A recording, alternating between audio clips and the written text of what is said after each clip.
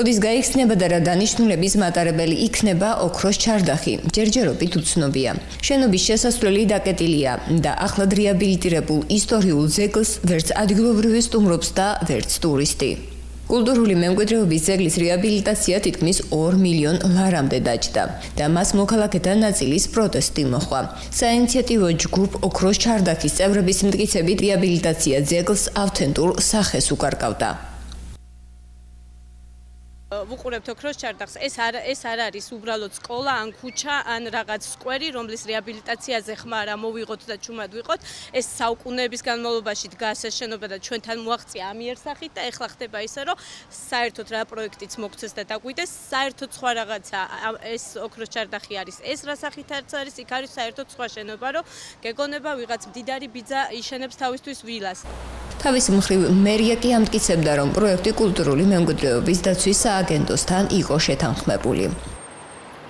კულტურული მემკვიდრეობის ძეგლის პროექტი უნდა შეთანხმდეს სააგენტოსთან. ჩვენ ფული მოვიძიეთ, ტენდერი გამოვაცხადეთ და კიდევ ერთხელ 8 თვის განმავლობაში მუშავდებოდა პროექტი.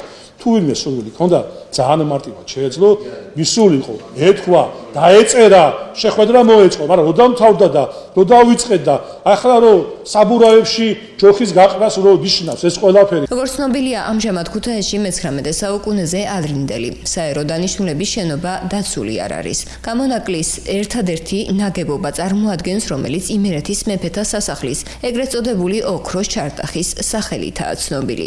რეზიდენციის ნაგებობათაგან დღეს მხოლოდ ერთი ეგრეთ წოდებული მცირე სახლია შემორჩენილი. თუმცა თუ კი ისტორიული ცნობებით ვიმსჯელებთ, გვიანი ფეოდალური ხანის ქუთაისში მდინარე რიონის მარცხენა ნაპირზე 3 დიდი სასახლე ყოფილა განთავსებული. 2 ნაგებობას ჩვენამდე არ მოუღწევია, მესამე კი ნაწილობრივ შენარჩუნდა, რომლისგანაც ავთენტური მხოლოდ პირველი სართულია, რომელიც ყალიდობებისაგან დასაცავად ყოველი მხრიდან თაღებით იყო გახსნილი.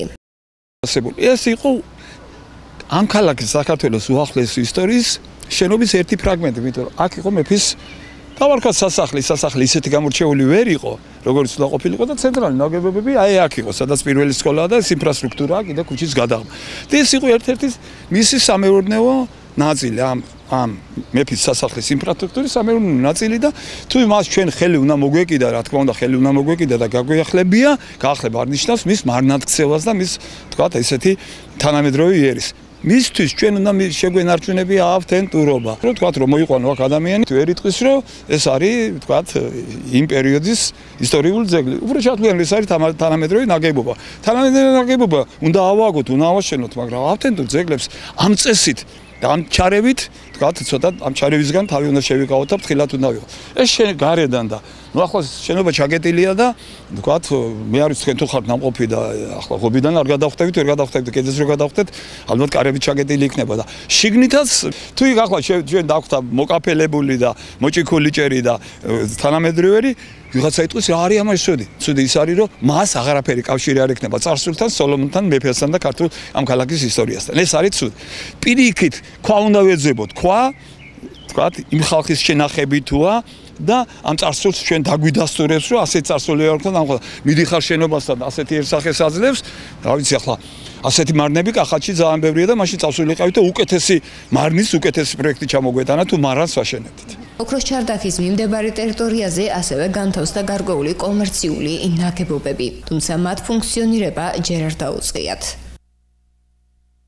სასაცილოზე მეტია რომ ამჯიხურებმა ახლა ეკონომიკურად ქალაქს ხელი დაატყონ, მაგრამ მე გეტყვით ახლა ძალიან ბევრი ფანტასტიკური მწერლები არის ცნობილი, ხო?